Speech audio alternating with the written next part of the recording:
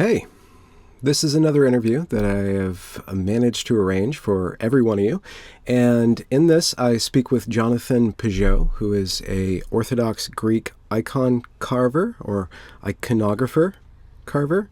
And he runs a channel called The Symbolic World, which is a fascinating look at breaking down different narratives, popular culture narratives, figures, icons, stuff like that, and showing the patterns at work in them and how they're being manipulated to produce certain ideological effects. This particular interview was prompted by my interview with Franklin Einspruch, who is an art critic and crypto anarchist.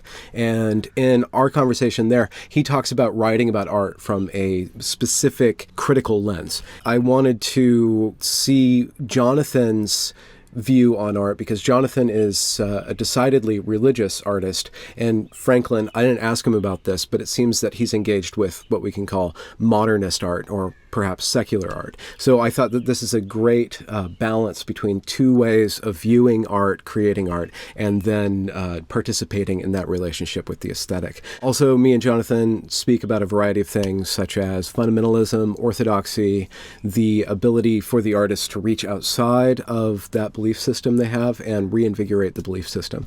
And also, as an added bonus, at the very end, you get to learn a new hashtag called Christmanning. So I hope you enjoy this. Stay tuned for more wonderful content. Here's Jonathan Pageau.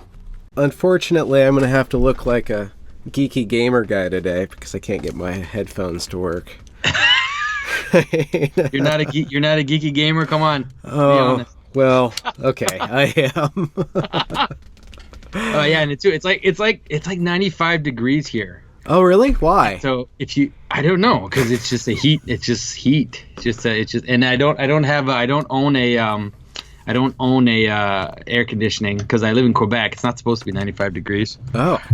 And so if you see me sweating, it's not because I'm nervous. It's not the intensity of our right. engagement. Well, you don't know. Well, thanks for carving out some time for me. That's my pleasure. I prompted you, I wanted to have a conversation with you about one thing, but I just had a conversation with an art critic, and I should actually have you two do a show because I think you would have really fascinating discussion because he's a secular artist. Yeah. And you, I'm sure you do secular art too, but you're primarily a religious artist. Yeah. And so his conception of art is that the didacticism and the meaning of it is something that isn't the prime intention of the secular art. Does that hold true with religious art? Is meaning primary in religious art, or is that still? I think that the way that you have to see it in terms of especially iconography, which is what I do, is that it brings things together, and so So inside the art, so you have to see it like that. Let's say an icon, it can reach the most simple person. Like let's say a peasant who can't read is going to look at an icon, is going to totally understand what's there in a very simple and you could say didactic manner. But there are also within the icon, there's also a kind of hierarchy of, let's say, a hierarchy of possible meaning, but also a hierarchy of, let's say, it points towards something which is beyond just didactic meaning. So okay. Yeah. so it has to kind of anchor itself in the kind of very, very basic communal imagery, but it also kind of leads you up.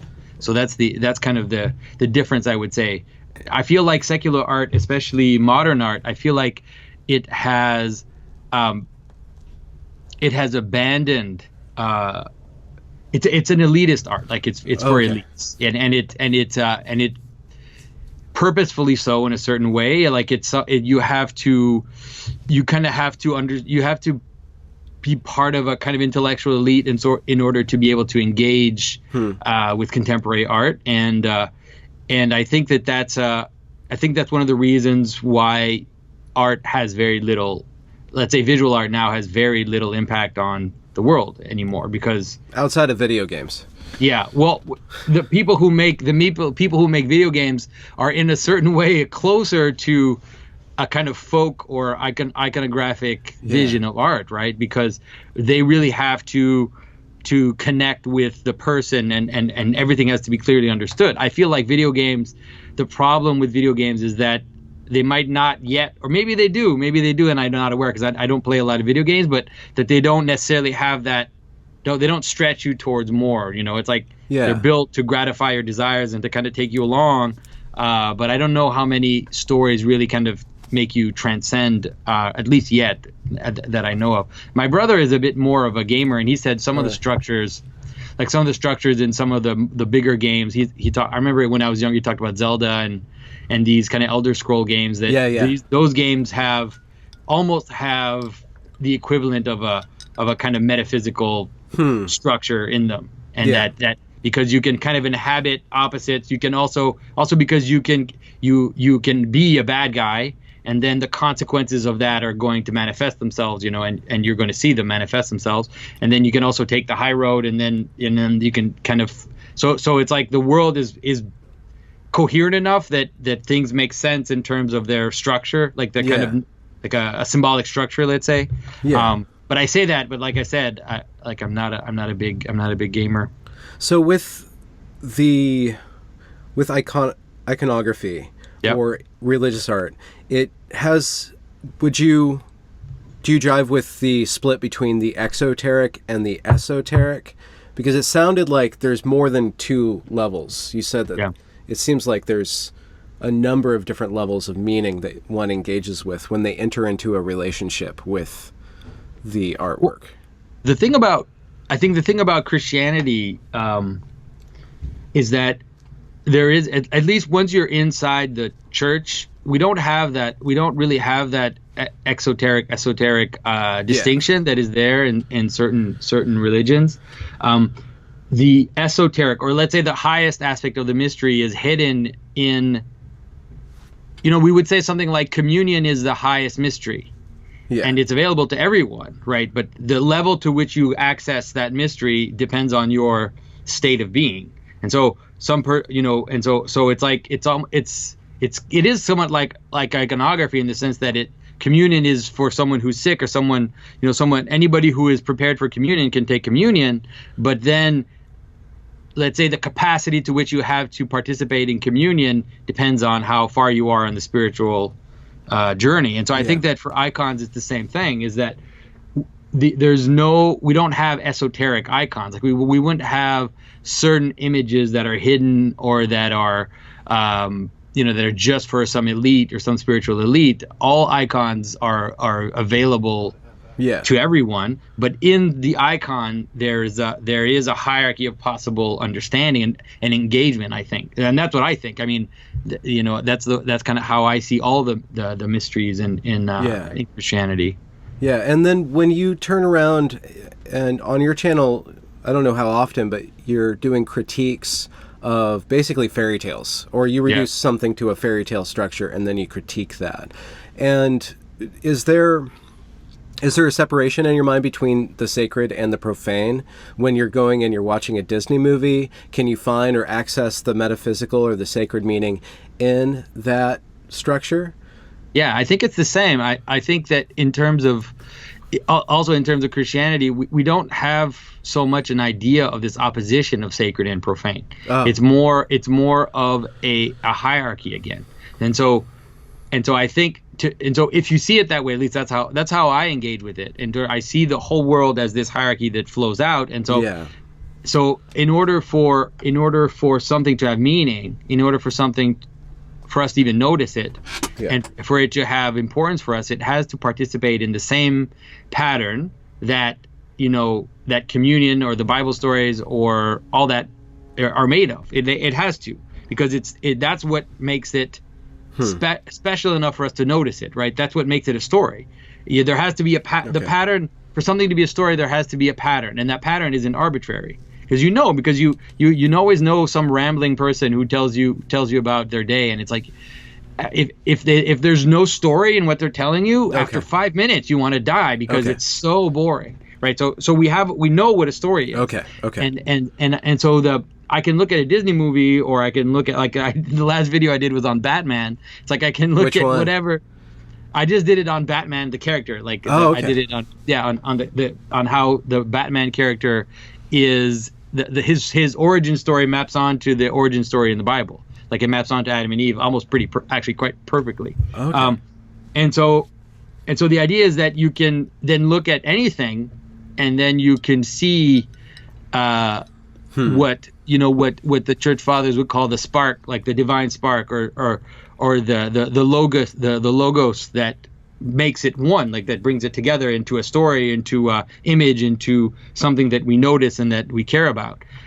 It doesn't mean that, like, I can look at it, I can watch a Disney, especially now, like I can watch a Disney movie and I can show people how the pattern is, but then I can also show you how Disney is distorting it for their political purposes. Okay, but like how they're using a pattern which is actually quite powerful, but then they're twisting it for their ideological reasons. There's an argument that can be made that all religions are doing that as well. They're taking very powerful imagery and patterns, as you say, and using that to unify people under a certain ideal.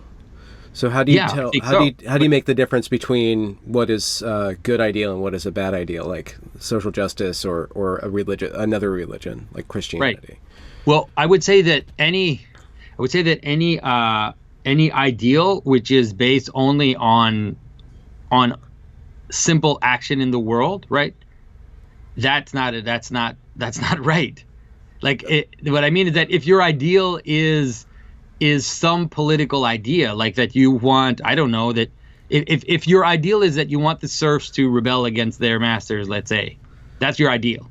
Okay. And so it's like everything you're doing is turning around that. And so what it is, it's a specific action in the world, right? Yeah. And that's your center. Well, that's not what a sacred center is like. The sacred center has qualities which make it a sacred center. Like it's like it's a, how can I say this? Okay, so you can take the Greeks, for example, right? And so they had the umbilicus mundi. In Athens they had the navel of the world, right? Okay. And what was it? I mean, it's a pillar, right? It's already and it represents kind of the axis of the world, let's say. Yeah. And so it's an axial symbol. It's central. It's made to be like a pillar, like something like an axis. And so all these things, all these images, as they come together, it starts to make you see that actually it's not. That's what they are. But if you take something, let's say, like I said, like if you take something like serfs should rebel against the owners of the land, and then you put that in the middle, but that's not. That doesn't fit. It's an abomination, right? In the sense that it should be in the periphery. Like it should be, not that sometimes people shouldn't rebel against their masters. Sometimes maybe they should, but you can't make that into a central image because it's an image of reversal of order. It's not an image of order. Okay, so it's not that it's not a pattern. It's that the pattern itself produces results that reduce everything. Take for example the Marxist trope. Yep. That there's the powerful and the powerless, and the powerful gained all their power from the powerless. So what we need to do is reverse that. You can't, because then you just create another power and then another powerless, and the means that you get that is atrocious, right? Yeah. Because that's why it's an abomination, right? In the sense that it's a a good way to here's where you can use a language that people don't like to hear, but you said like it's a satanic structure, right? Yeah, literally, like in the sense that it is the opposite of what the normal structure should be. Is it the opposite in orientation and the goal, or is it opposite in the pattern to get to the goal? Well, it's going to take the normal, like a normal pattern, let's say, and it's gonna flip it upside down. So it kind of looks like the pattern. It looks very close to the pattern, but it's actually upside down. And what happens is it's going to create an upside down. I mean, that's what we're seeing now. What it does is that it ends up creating an upside down hierarchy, because you can't avoid hierarchy. You can't avoid hierarchy. Right? Yeah. All the leveling leveling, let's say, narrative that we've had, right, for 150 years, all the leveling structures, they don't, it's not possible. You're talking about like equality or the equity. Idea of, exactly, all that. Okay. It's not true. Like, it's not true that people are all the effectively same. equal and the same. It's just not true. Some people are better in some things, some people are better in other things, and it's like, there are different hierarchies. They're not just one. There's different hierarchies, and they actually make everybody kind of unequal. But a sacred order allows for the unequal to unify. That's right. I mean, that's what it's supposed to be. Without oppression. Yeah. I mean, that's why you'll have. I mean, your viewers will probably not like what I'm going to say or things I'm going to say. But like in the Bible, you have they'll say something like, they'll say something like, masters take care of your servants, and servants obey your masters, right? Yeah. So it's like, it's a double thing. People always just see one. They see the idea of, it's saying for servants to obey their masters. Oh, that's horrible. That's monstrous. But it's like, wait a minute, you have to see both sides at the same time. And so when for example, I mean, the perfect example is that when, let's say in Israel, in the Old Testament, when things weren't going right socially, the prophet would not go see the people and say, take your pitchforks, take your bats, let's go to the castle, right? Yeah. No, the prophet would go to the king and tell the king, you're supposed to take care of those people. Yeah. That's your job. You're the king. If you don't do that, you're in serious trouble. Like, if you don't do that, things are going to go awfully wrong. And so that's kind of like the right way of, and so in a way, like the people, their role is to hold our leaders to account, right? That is definitely, it is our role to kind of hold them to account, but it's not. But if we have a revolutionary vision of the world, then what's going to happen is exactly what's happened at every revolution. We'll get Napoleon, we'll get Stalin, we'll get it. It's just inevitable, right? Because the world isn't equal. It's just not. Yeah, but if you, I guess not embrace it, but make peace with it in a way, the inequality, or you seek for something other than equality, perhaps a higher virtue like harmony, or maybe Christianity would call it love. Yeah. Or would that be too? Well, love for sure. That's how I always tell people that the highest definition of love comes. I think St. Maximus the Confessor gave us one of the highest definitions of love, which is multiplicity and unity at the same time, right? The possibility to let multiple things exist in their multiplicity, but that we're united in that multiplicity. Mm. And it's not the only part, but hierarchy is definitely a part of that, right?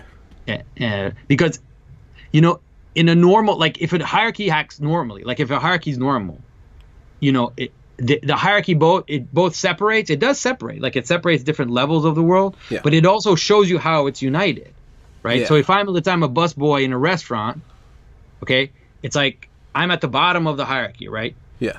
And I can, if I could look at my boss and say, that jerk, like he's the reason why I'm the one washing dishes, he's the reason why I'm the person doing all this crap. I could see that, but I could also see like, that he's making me participate in this hierarchy. Like, this is my place in the hierarchy now at this position.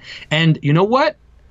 In a way, right now I belong here because I wouldn't know how to run a restaurant. I don't know how to do that. I don't know how to serve tables. I don't know how to do this stuff. I don't know how to make a menu. And so, but then I also see in that hierarchy, I see the ladder, which I need to go up if I want to reach there. I can see it because I can see it the way it's structured in the restaurant. Yeah, so it's like, I need to learn this. I need to learn this. I need to get this next position, and then at some point I go up.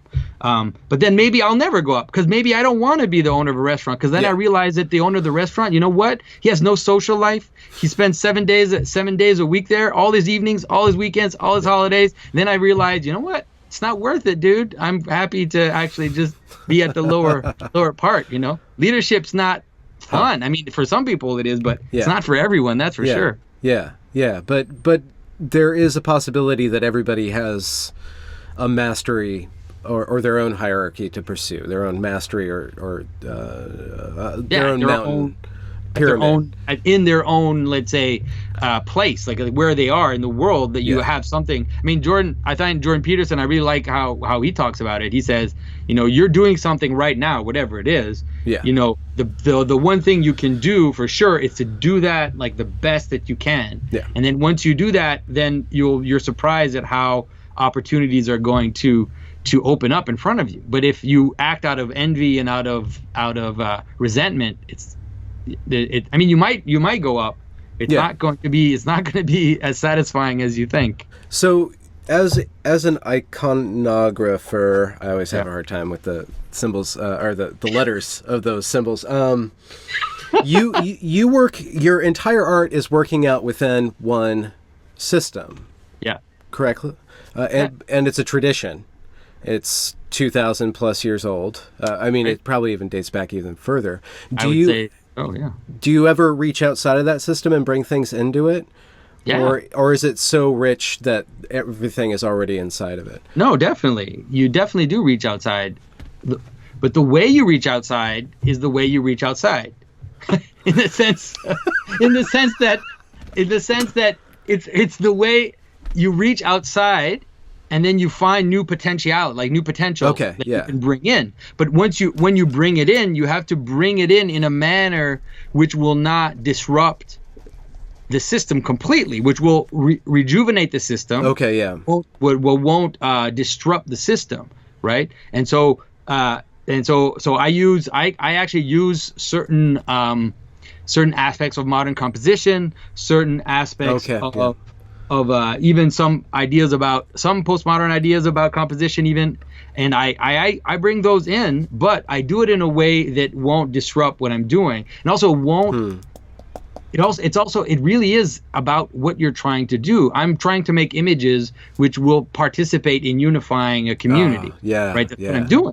Yeah. So I don't have a reason to bring something in order to shock and provoke and disrupt. And and so there. But you say, but that's pretty much what the entire history of modern art has been, right? Until now, which is basically like I become famous to the extent that I can disrupt the system. And so it is like a revolutionary way of seeing things. Like a Maytag is revolutionary. It's just constantly going. Exactly. That's hilarious.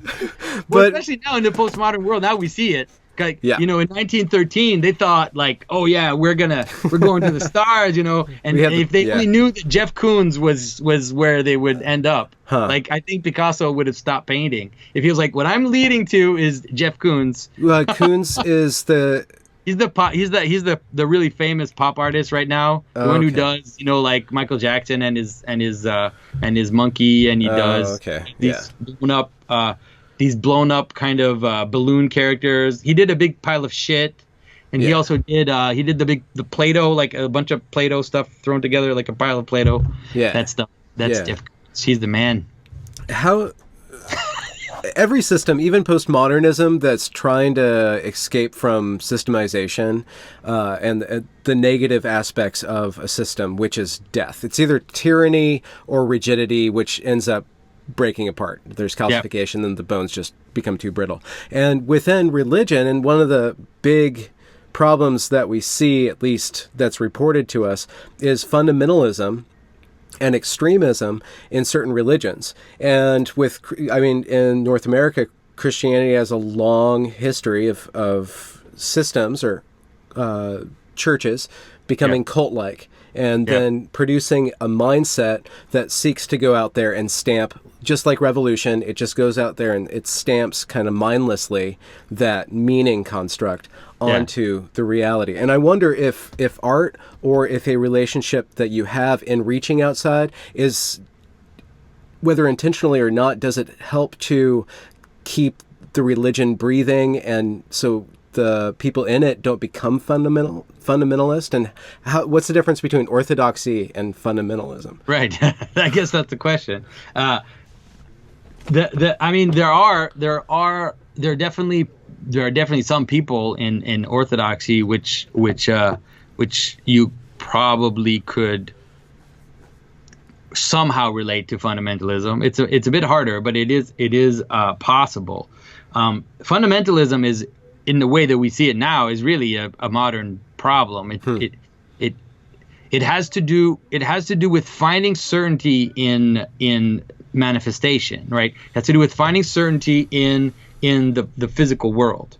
And so it's either finding certainty in the book, finding certainty in this way of doing it, whereas a traditional, let's say a traditional orthodoxy, not that it doesn't have it has certain tenets. Yeah, it has tenets that are important, but it's also apophatic in the sense that it knows that it's leading towards the infinite. Like, it knows that it's moving towards something which cannot be encompassed and cannot be made solid totally, let's say. And so because of that, and everything is kind of geared towards that. Like, everything is, because that's why we talk about mystery. Like, that's why for example, even you meet Orthodox priests today who refuse to use the word sacrament. They just say, we don't use the word sacrament, we use the word mystery.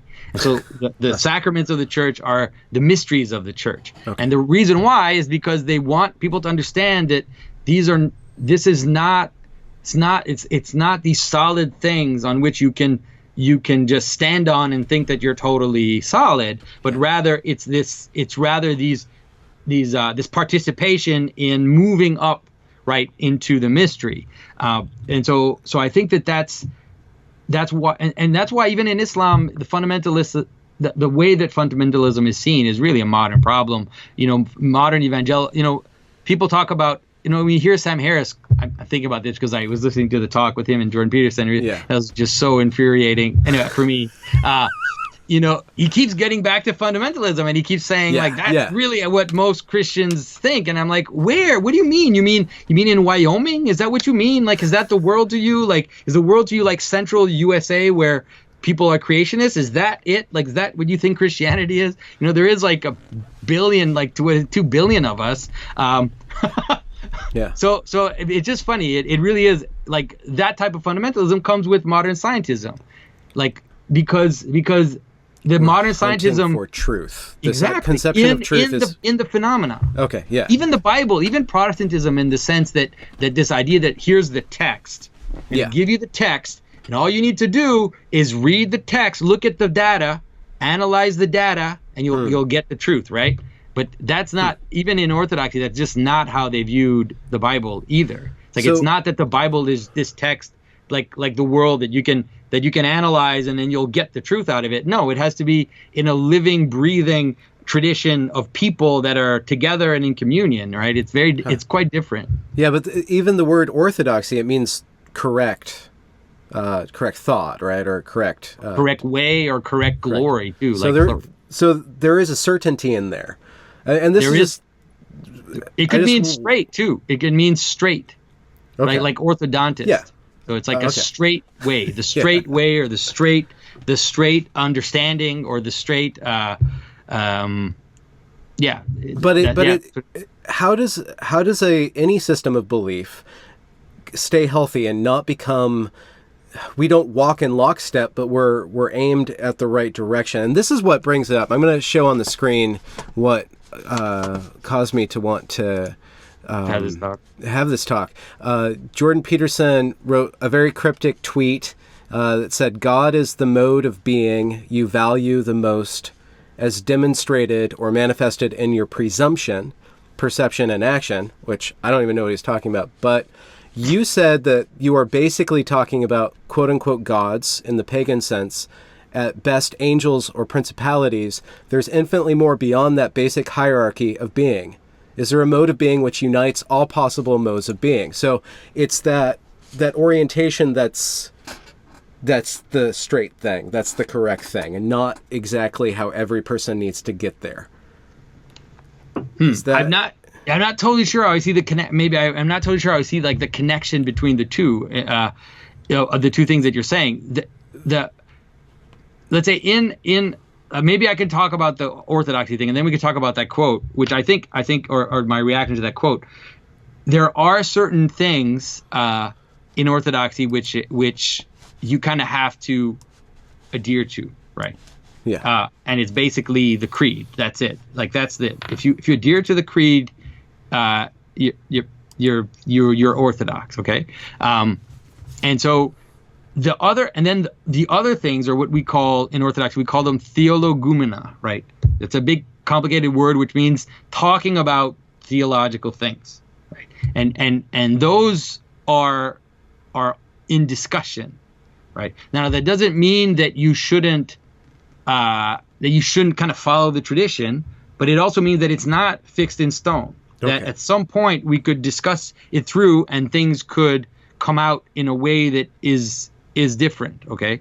And so there's that. And plus there's also the idea in Orthodoxy of what's called economia, which is the notion that there's the rule, right? Yeah. In terms of how ideally you should be, right? That you should basically, and the rule is really high. It's like you should basically be praying 24 hours a day. Yeah. And you should be mystically united with God. You should have no sins. But that's the rule, right? That's it. And then we have reality, and that's economia, which is the application of that standard in the life of a person in order to bring them up higher to where they are. And so a priest, in your interaction with a priest or a spiritual father, we call them, will look at where you are and will kind of give you guidance, might give you rules, might say, okay, do this, and then trying to bring you further on that road. Okay.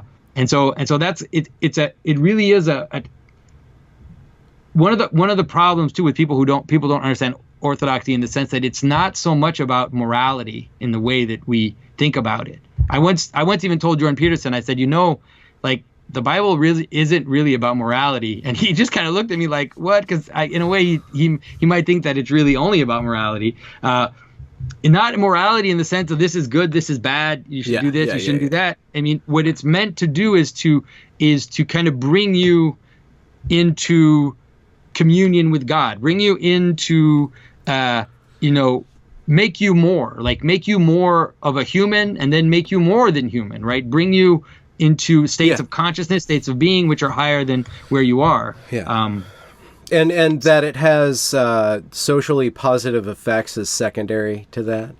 Right. It should, obviously. Yeah. Obviously. Because you can't become like God if you're acting like a devil, basically. No, exactly. No. Right. And morality would be like a derivative of that. Yeah. Right. Yeah. Out of that will come just action and actions that will cohere the world together. But if you read, for example, I don't know if you've read the Brothers Karamazov, probably. Long time ago, yeah. There's a scene in there where there's a starets, like a spiritual father, and he's engaging with these different people who are coming to confess their sins. And you see one of the women is basically confessing that she participated in the death of her husband, that she basically kind of killed or not helped her husband while he was dying, and you see the starets engage with her and kind of gauge her and kind of figure out where she is, and he gives her advice and he tells her what she should do, and it's like he wants to bring her further. He's not shocked. He's not even shocked by that reality. He's not shocked by the fact that someone could do that. He's like, okay, this is where you are now. What's the next step? I want to bring you further. No matter where you are, I want to bring you to that next step. And so usually that's kind of how you should kind of understand, traditional Christianity. I would say that's what it's supposed to be, I think. So the orientation is a mode of being that encompasses all other modes of being. Right. But now, so now in relating to the quote, the difficulty that I see in what Jordan has been saying, especially when he talks about how basically saying God is your axiom, right? It's the mode of being which is behind all your actions. It's kind of like the invisible thing which motivates you to act, right? Yeah. Now the problem with that is that if you only see it that way, then it is the gods in the small g sense, right? In the sense that you could have anything could be your god, right? Yeah. Anything could be the thing that motivates you. Yeah. Your desires, your passions. It could be money. It can be sex. It could even be a virtue, right? It could be mercy. It could be compassion. It could be different. It could even be virtues. But even if it is virtues, it's still a lowercase g. That's why I said, okay.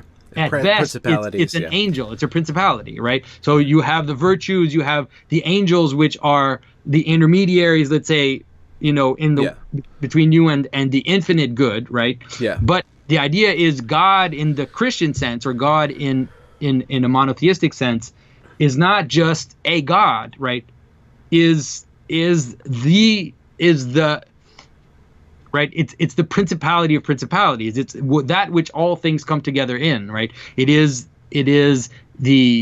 even beyond being, in terms of especially orthodoxy. It's beyond being, and so all modes of being, let's say all modes of positive being, cohere into God, right? Yeah. And in terms of virtue, we would say that is love, right? Yeah. That love is the highest. It's the one which is the life of God itself, because it is unity and multiplicity, which are in harmony. Okay. And so it's not arbitrary. It's like there is a reason why we talk about God the way we do, because in a way it unites all those things together. Yes. But it's just important. It's important to make those distinctions, because, one of the new atheist argument has always been, well, which God do you believe in? And then it's like, do you believe in Thor? Do you believe in this? And it's like, whatever. Spaghetti like, monster, fine, whatever. I believe in Thor. I mean, I don't mind Thor. He's a principality. Like, he represents something, right? He's the god of war. He's the god of thunder. His characteristics coalesce into something which is something in the world. Like, it's a real, but that's not when we talk about the absolute. That's not what we're talking about. And it's not just Christians. The Neoplatonists were talking about that, and Jews are talking about that. Muslims are talking about that. Zoroastrians are talking about that. And Hindus even are talking about that. Yeah. When you talk about Brahma, it's like, Brahma is not just another god. It's not just some god with an elephant head, or how they make fun of the Hindu gods. It's like, you can't confuse those two things. Anyways, it's just it's a long road, especially to talk about this stuff with scientists. With scientists, but it seems like one way of interpreting what you're trying to get at with Jordan is saying, reserve a space for mystery. If you call something God, always recognize that it's not. Anything that you can actually think of and sensibly touch is a mode of being. Right. And so it's important, or the sacred life is to have like a space reserved for that which is infinite. Even if you can never attain that, right. it's still, and in a way the hand is always open for it. Yeah. I mean, in the Orthodoxy, we always say that you can be united with God. They even say things like you can become God, but not in essence. Like you cannot fully be united with the essence of God. So there's always something which is beyond. There's always a mystery which is beyond any level of attainment that any saint can. And so it's actually an eternal dynamism, right? Okay. And so there's this eternal movement towards towards the infinite. Like there's no stopping. It's not a stasis. Like sainthood in Orthodoxy is not stasis. It's not like, right? You reach, the beatific vision. Yeah. You're there. You're sitting on a cloud. Whatever how people imagine it. But I think that's to me that. But the great thing though, the great thing about what Jordan is doing, and hopefully I'm hoping that some people are starting to understand it, and if they do, it's going to be a huge deal. Is when he says that those principalities are personalities. That's a big deal. That's a big deal for people to understand what we're talking about when we talk about angels, what we're talking about when we talk about this hierarchy of principalities. Yeah. When the notion that consciousness is a constitutive element of the universe, and it's actually the constitutive element into which we can engage with the universe. Okay, right? yeah, okay. Right? Yeah. And so those elements of consciousness actually kind of can scale up.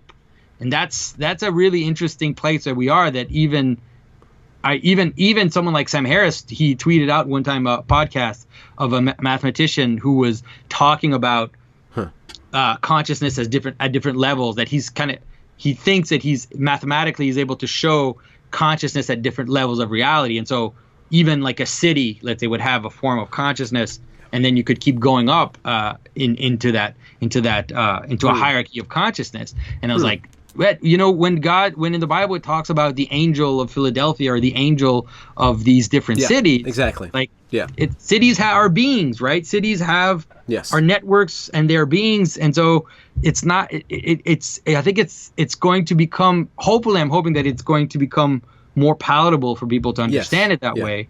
And so then it becomes very close to kind of a traditional understanding of how the world lays itself out. Yeah, I think that's one of the things that Jordan's doing, especially when he dukes it out with Sam, and Brett Weinstein's involved in that discussion, and trying to figure out some sort of translator from the scientific mindset to the religious mindset and show how they are actually they're good for each other in a way. The scientific mindset, it seems like there is a principle of mystery. It's that we can never know for sure. So we always have to, we can never believe in anything that we don't have proof upon proof upon proof on. I know I'm not being accurate with the scientific principle, but they still have this generative principle of proceeding forward that's always open. It always has a place for us being wrong. Yeah. It doesn't seem as living as the religious mindset. The religious mindset electrifies things, makes things. It allows art, it allows expression, and then it allows like actual personality to be replicated and then refined by being illustrated and then pitted against other personalities like that. So it's fascinating to watch that. And it's good. I mean, it's funny that in a way, like it is in a way. What we're watching in these discussions is in a way like a bunch of kind of engineer type scientist types who are kind of, and I think that for most people who, not for all, but I think that for most people who have kind of artistic intuition or literary intuition, a lot of the questions they're asking is like, why? I don't understand why it's such a big deal. It's like, it was when Jordan kind of explained to the world how you can't perceive reality, right? That you're always having to create synthetic versions, right? You have to eliminate a lot of the chaos, and you have to, it's like, as someone who draws, like, obviously I know that's true. Like, I can't draw what's there. No one can draw what's there. Like, I have to make decisions, and I have to synthesize what's there in order to represent it. And so I know that I also do that in my mind. I'm not just doing it in a painting, but it's obviously that I can't contain the mystery that's out there, right? Yeah. Yeah, but you can still engage with it meaningfully and communally too. Yeah. Yeah, well, that's the hope. At least it seems like it's harder to do now, but it's especially the communal part. But I don't know. I mean, it seems like, I think it's because because our language has become a bit fragmented, and so it's harder to engage. Like, let's say you talk about literary, like let's say you talk about like literary like books or whatever. Like, the languages also even have, everything is kind of like, let's say poetry. Like, poetry has exploded, right? And so it's like, how can we be in communion around, if you think of ancient poetry, there was a common language. Everybody understood. Everybody knew that when this little bit of a verse would come out, it's like everything it referred to was intuitively understood. Yeah. And so in a way, you would take a language that was there, and then you would play with it. You would mix it around, and then you would surprise people. But then you would bring them back to something that they understood. And so there was a whole way of playing that game, right? But now it's gone. Like, there's no nothing single. Right, there's no language, unified there's no dictionary or even references, like book, and so poets become these esoteric people, right? And that's also, I think, one of the reasons why poetry doesn't have the effect that it did. It's decoupled from 2,500 years ago. Same thing with literature, or right, not literature, but illustration and poetry. They serve the story. They serve the pattern. And they people gather... are so angry with, like, you hear these literary types are so angry with Tolkien because he's so not literary. And it's like, he might have been the one last person who was able to create a language that everybody could relate to, right? That everybody could kind of read and go, yeah, I don't know why, but this is my world. Like, this is describing my world. And by language, you're not talking about like the dwarven language, but the language of all these systems and the communities, the societies, and how they all trade, and the history, the whole set. The large language. I think so. And that's why, what is it? They put out a survey a few years ago. It was like when a big publication, and they asked people to vote for like the greatest piece of literature in the world, and it was Tolkien's Lord of the Rings, and all the literary critics were like ripping their hair out, thinking, "Oh, why can't it be James Joyce?" You know, because no one can read James Joyce, or like very few people can read him. Yeah. So you need to, as an artist, or as a communicator, let's say, and art is communication. Would you agree with that? I guess it's partly communication. Communication. There's other things, but it is leading you towards the mystery. It is leading you towards something which is beyond mere. Obviously, it can create in you these moments of like surprise and intuition that are very powerful. Yeah. Are you talking about as a creator? Oh no! I mean, no. Even as the public, right? Yeah, I mean, you're reading. Reading Dante, for example. Obviously, I keep saying, because I read mostly anything. Everything I read is at least 500 years old. You know, it's like, why read anything new? But all of a sudden he puts these two images together, and it's like, it just awakens something very powerful in you, and you have to kind of deal with it, right? And kind of it takes a while to kind of understand it. And I think that's a great thing that it can do. But if we totally lose the common language, at some point it's not going to happen anymore. Well, do you think it's possible in a multicultural society for there to be a unicultural myth or a system of myths? Is that too much to ask? Or is it something we don't even want to wish for? I think that man, it's like, it's not fun to say, but I think that it is possible, but there has to be some kind of hierarchy.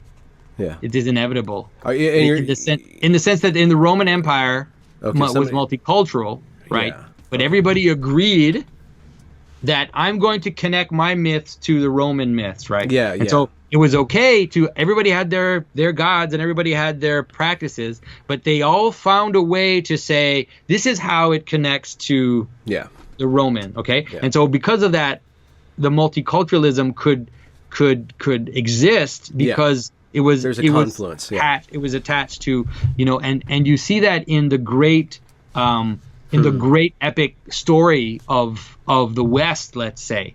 There's this amazing desire to do that, right? Yes. And so it's like the Celts, the Celts are the descendants of the Trojans, right? Yeah. They're a different son. They're a different Trojan from the Romans, but they're descendant from the Trojans. And so King Arthur isn't just a Celt; he is a Trojan, right? Okay. And so now he can still be a Celt and have all that Celtness in himself, and be a Christian and be a Trojan, and it's all connected in this kind of weird an interesting way. There's this weird desire. Like, I was reading just the other day, someone asked me a question on Patreon, and it made me had research something, and I found this amazing legend from Hungary about how the Hungarians are descendants of Nimrod in the Bible,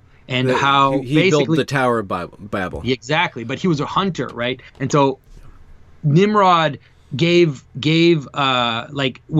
the origin of all the nomadic people.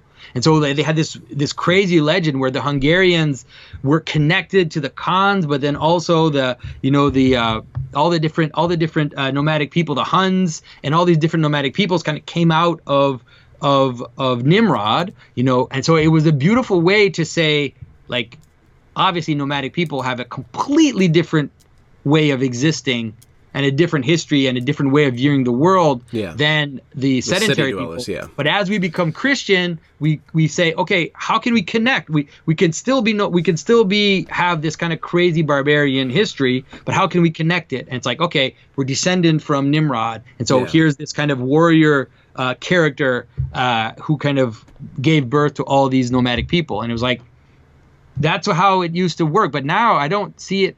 Now there's such a desire to not. Yeah, there's not a desire. Our multiculturalism is a fragmented thing. It's fragmenting. Exactly. There's no desire to connect it somehow, even in story terms. Well, I mean, I think there's a way. I think the correct story, there can be a lingua franca of myth. I'm certain of it. I think it's a huge project, and it's going to take everybody. But I think it starts with the desire to be together, and the desire to be related, and to be related. And whatever it is that's kind of taken fire right now and lately, maybe it's just a satanic force, maybe it's just a phase that we're going through that's wanting us to attack people and to make difference. Maybe that'll go away, or maybe there's an anecdote to that. And I think the other path's better. I think it's more creative, it's more joyous. You get more food, you get more art, you get more of everything that's great about life if we're all working together. But it's weird because it is a recent thing. I mean, not that long ago, right? There were like, let's say, immigrant communities, in Canada and in the U.S., obviously, because we're all at some point immigrated. And so, but there was a weird sense of like, okay, we come to the United States. Let's say we come to the United States, and we become at some point first American. Still, like, I'm an American. I'm an American. Then I'm Irish and Scottish and Italian and this. But I think what's happening now is that it's kind of a weird reverse, or it's more like people really holding on to their other national identity first. Or maybe it's just because it's just a question of time too. Maybe it's because of the quantity. Like, all of a sudden there's a lot of immigration, and it's just going to take time for people to kind of come together and find a common identity. Hopefully we'll survive it. But it seems like for sure it's different now. It's different than it was.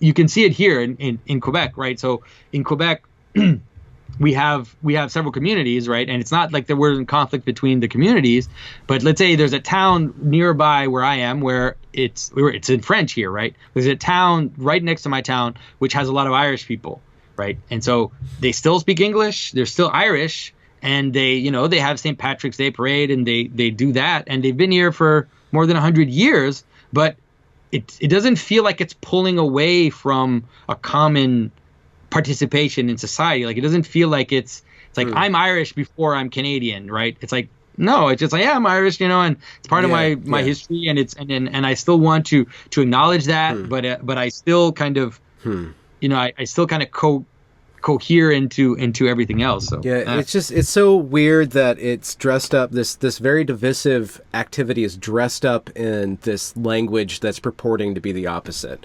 It's purporting to be about equality and justice, but all it talks about is blood in the soil and how it's never going to get washed away, and so we just have to sit in the filth of the mistakes of our ancestors and all the bad things that happened, and we can't let that go.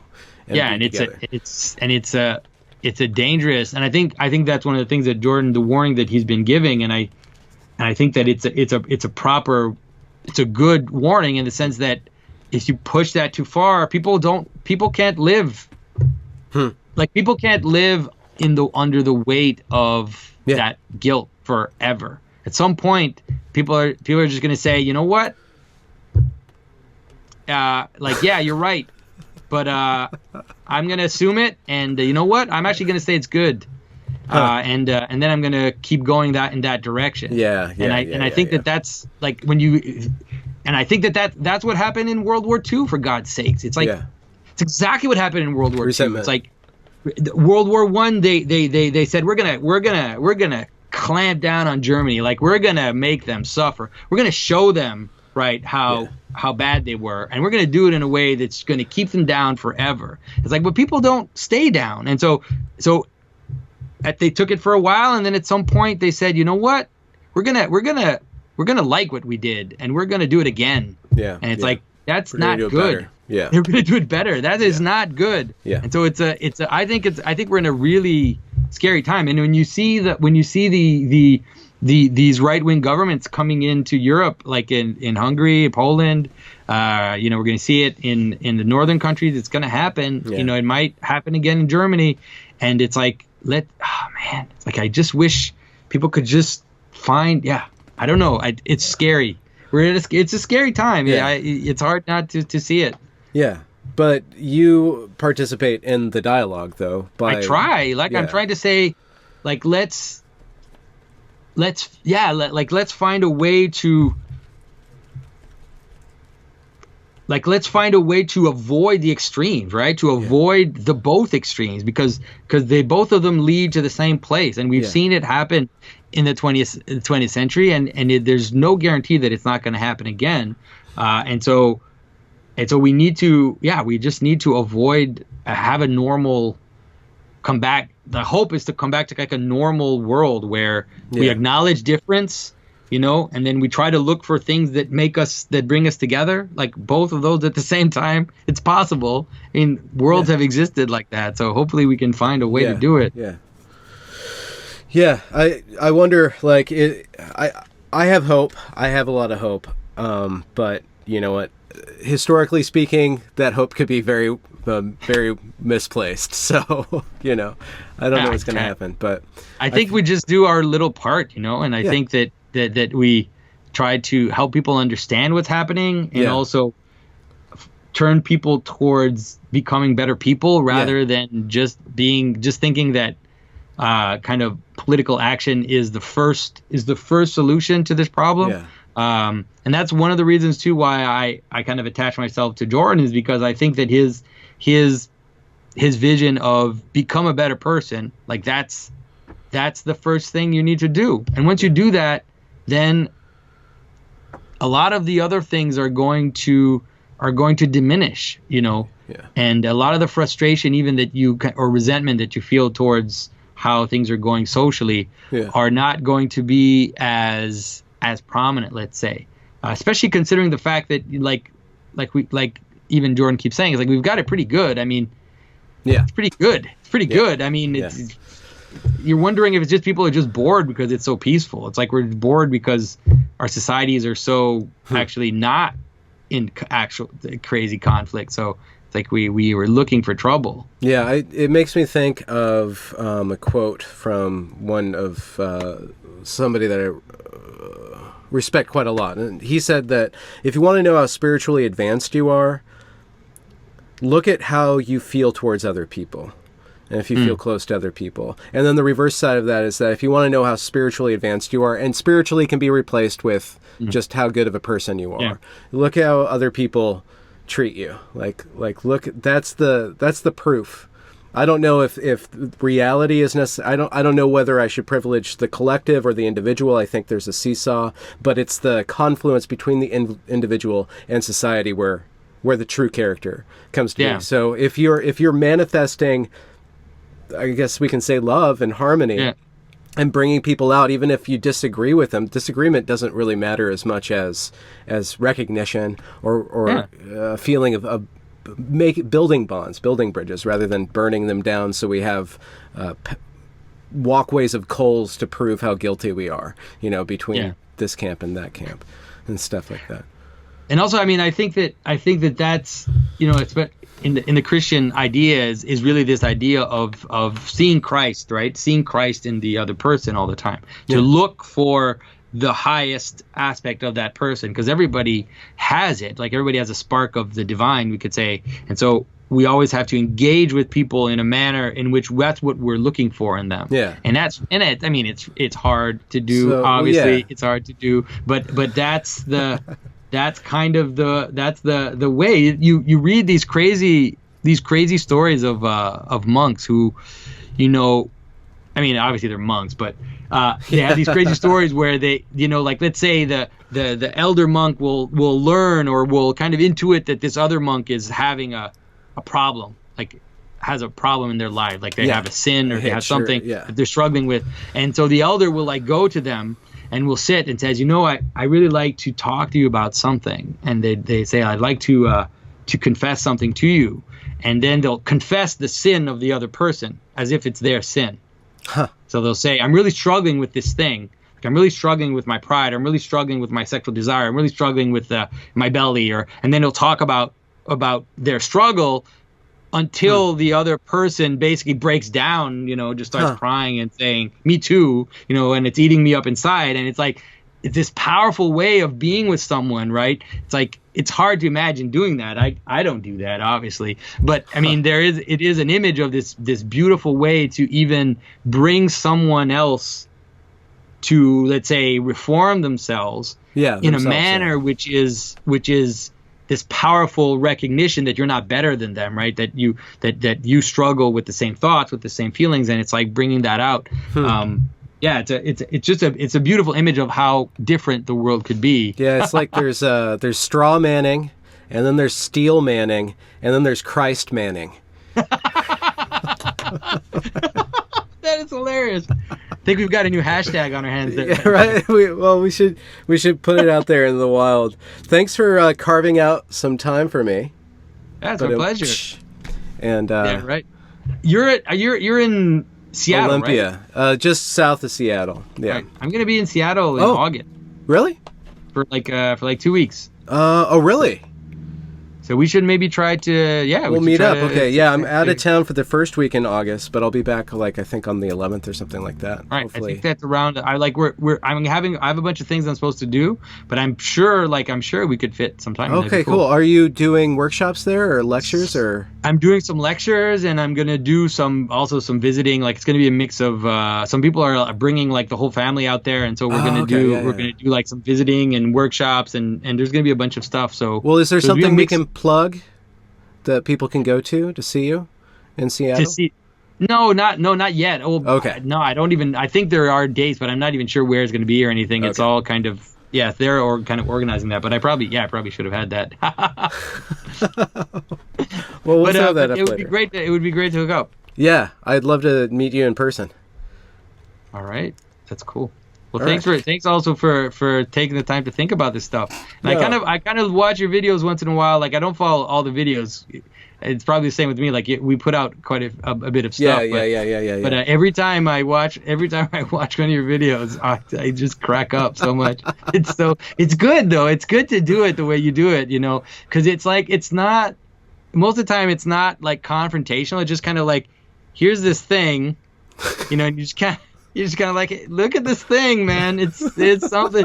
It's weird, It's weird, and you just kind of laugh. And so, I think it's good. I like the way you do it. So yeah, I don't want to be known as a critic, but that's what people like me to do. So I want to do it my way. God damn it.